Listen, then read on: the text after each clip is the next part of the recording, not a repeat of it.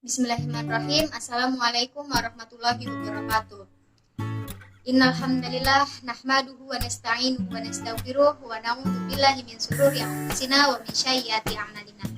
May yahdihillahu fala mudhillalah wa may yudhlilhu fala hadiyalah. Asyhadu an la ilaha illallah wa asyhadu anna Muhammadan abduhu wa rasuluh. Pertama-tama kita panjatkan puja dan puji syukur kita kehadirat Allah SWT yang memberikan nikmat sehat hingga saat ini. Tak lupa pula sholawat serta salam kita curahkan kepada baginda kita Nabi Agung Muhammad Sallallahu Alaihi Wasallam. Langsung di sini saya akan memberikan sedikit materi yaitu mengenai giat bermedia. Seperti kita ketahui saat ini masyarakat banyak yang menggunakan media sosial untuk kebutuhannya sehari-hari. Perkembangan media sosial di Indonesia sudah seperti nasi, yaitu makanan pokok untuk masyarakat, karena itu merupakan salah satu kebutuhan mereka. Menurut data yang dipublikasikan oleh We Are Social, salah satu perusahaan di Inggris, pada Januari 2020 terungkap bahwa 175 juta penduduk Indonesia telah menggunakan internet dan 160 telah menggunakan media sosial. Dari total 272,1 juta penduduk Indonesia, keseluruhan penduduk Indonesia. Artinya jika dipresentasikan pada sekitar 59% jumlah penduduk Indonesia yang aktif menggunakan media sosial. Dari total penggunaan media sosial itu, YouTube menjadi salah satu platform yang paling diminati dengan persentase 88%, lalu diikuti oleh WhatsApp 84%, Facebook 82%, Instagram 79%, Twitter 56%, dan lain 50%. Dilihat lagi di tengah pandemi COVID-19, konsumsi penggunaan media sosial tentu cenderung meningkat. Hal ini lantaran adanya keluaran perintah dari pemerintah untuk kebijakan physical distancing yang dikeluarkan oleh pemerintah.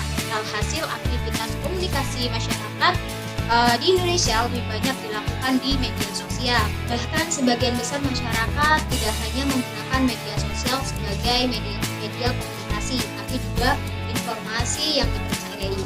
Padahal tidak semua yang diunggah di media sosial merupakan sebuah berita yang valid, atau bisa jadi berita tersebut adalah hoax atau berita yang benar. Padahal tidak semua yang diunggah di media sosial merupakan berita yang valid, atau bisa jadi malah berita tersebut adalah berita hoax. Parahnya lagi, pengguna media sosial tidak tahu jika informasi yang disebarkan merupakan berita hoax. Hal ini lantaran kebanyakan pengguna media sosial tidak melakukan pengecekan informasi yang didapatkan terlebih dahulu. Bahkan menurut Kementerian Komunikasi dan Informatika, hingga 5 Mei 2020 mencatat sebanyak 1.401 konten yang disinformasi terkait COVID-19 yang beredar di masyarakat. Berita hoax tersebut merugikan orang lain dan mempengaruhi pola pikir penerima berita. Penyebaran berita hoax pun tidak begitu saja luput dari jeratan hukum. Di Indonesia sendiri sudah ada undang-undang informasi dan transaksi elektronik yang dapat menjerat perilaku pengguna medsos yang melanggar undang-undang tersebut. Oleh karena itu, pengguna media sosial harus cermat dan bijak dalam mengunggah informasi. Ada beberapa hal yang perlu diperhatikan dalam mengunggah informasi di media sosial agar tidak menjadi bagian dari penyebar berita hoax. Pertama, jangan hanya membaca judul, tapi harus keseluruhan informasi. Berita hoax biasanya itu menggunakan judul yang provokatif. Pengguna medsos yang enggan membaca, sedangkan pengguna media sosial yang enggan membaca keseluruhan informasi biasanya hanya membaca judul lalu mempercayai informasi tersebut dan menyebarkan sesuai dengan kesimpulan judul yang dibaca. Padahal terkadang judul berita dengan isi informasi tersebut terkadang tidak sinkron atau tidak sesuai. Kebanyakan juga informasi yang valid disertai dengan sumber yang jelas sehingga pembaca berita bisa mengecek informasi sebenarnya melalui alamat situs resmi dan media yang terpercaya. Oleh karena itu, pembaca yang kritis seluruh Indonesia harus dilakukan melalui medsos, yaitu melakukan pengecekan. Yang kedua yaitu mengecek sumber berita. Banyak informasi beredar luas di media sosial, kebanyakan informasi yang valid disertai dengan sumber yang dapat dicek melalui situs resmi dari media yang dipercaya. Perlu dicatat apabila situs yang tercantum menggunakan domain blog, informasi yang disajikan masih belum dapat dikatakan valid. Jadi apa yang harus dilakukan yaitu pengguna media sosial harus mencari informasi serupa yang terdapat di media-media terpercaya. Jika informasi yang terdapat di media sosial itu tidak ada atau berlainan dengan informasi di situs resmi, tentu itu sudah dapat dikatakan yaitu berita hoax atau tidak dapat dibenarkan, yaitu berita yang tidak valid. Sebagai contoh yang kerap kali terjadi yaitu di WhatsApp, banyak sekali grup-grup WhatsApp banyak sekali pesan yang tidak diketahui sumbernya dan berlabel anonim yang berkeliaran di banyak grup-grup WhatsApp, menyebarkan link yang tidak jelas siapa penulis beritanya, dan valid dan tidaknya tidak bisa diprediksi seperti itu.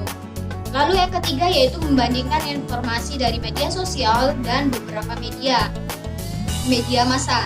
Jika dirasa masih belum meyakinkan terhadap kebenaran suatu informasi pada satu situs, pengguna media sosial dapat mengecek di situs yang lain dengan membandingkan fakta yang diusung.